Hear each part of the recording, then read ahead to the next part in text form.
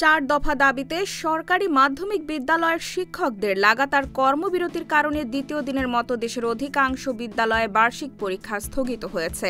অনেক শিক্ষার্থী পরীক্ষা দিতে গিয়ে কেন্দ্র থেকে ফেরত এসেছে।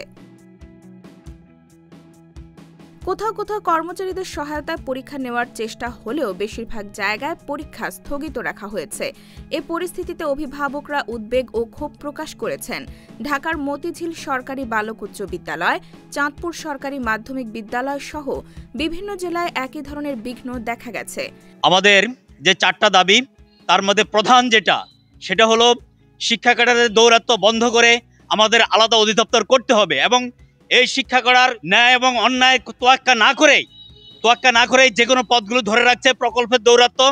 আমাদের এর থেকে মুক্তি পেতে হলে আমাদেরকে আলাদা অধিদপ্তর ছাড়া, আলাদা মাধ্যমিক শিক্ষা অধিদপ্তর ছাড়া আমরা কোনো কিছু ভাবতে পারি না এবং এ দাবি আদায় না হওয়া পর্যন্ত আমরা আমাদের ক্লাসে ফিরে যাব না। আমরা আজকে যে দাবির জন্য আমাদের কর্মবিরতি পালন করছি সেখানে আমাদের চারটি দাবি আছে। আমাদের চারটি দাবির মধ্যে একটি দাবি হচ্ছে আমাদের আলাদা অধিদপ্তরের জন্য। আমরা দীর্ঘদিন ধরে যে বঞ্চনার শিকার হয়েছি তার জন্য আমাদের আলাদা অধিদপ্তরের প্রয়োজন। আমি 2012 সাল থেকে এই সরকারি হাই স্কুলে যোগদান করে আজ থেকে আমি সহকারী শিক্ষক হিসাবে রয়েছি, কিন্তু আমি পদোন্নতি হওয়ার এখনো 7 বছর দেওয়ার কথা, কিন্তু আমি প্রায় 14 বছর চাকরি করতেছি, আমি পদোন্নতি থেকে বঞ্চিত।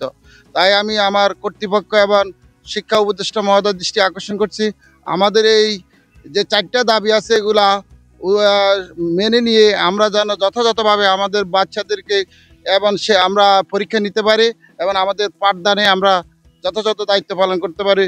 অতি দ্রুত পদক্ষেপ নেওয়ার জন্য আমি বিশেষভাবে শিক্ষা উপদেষ্টা মহোদয়কে দৃষ্টি আকর্ষণ করছি এবং অনুরোধ করছি। শিক্ষা উপদেষ্টা CR আবরার জানিয়েছেন, পরীক্ষার মতো গুরুত্বপূর্ণ কাজ বন্ধ করা সরকারি আচরণবিধির লঙ্ঘন এবং সংশ্লিষ্ট শিক্ষকদের শাস্তির মুখে পড়তে হতে পারে। দেশের 631টি সরকারি মাধ্যমিক বিদ্যালয়ের 13,000-এর বেশি শিক্ষক, সহকারী শিক্ষক পদকে BCS শিক্ষা ক্যাডারের অন্তর্ভুক্ত সহ 4 দফা দাবিতে আন্দোলন করছেন। দাবির অগ্রগতি না থাকায় রোববার থেকে অনেক বিদ্যালয় পরীক্ষার নোটিশ স্থগিত করে।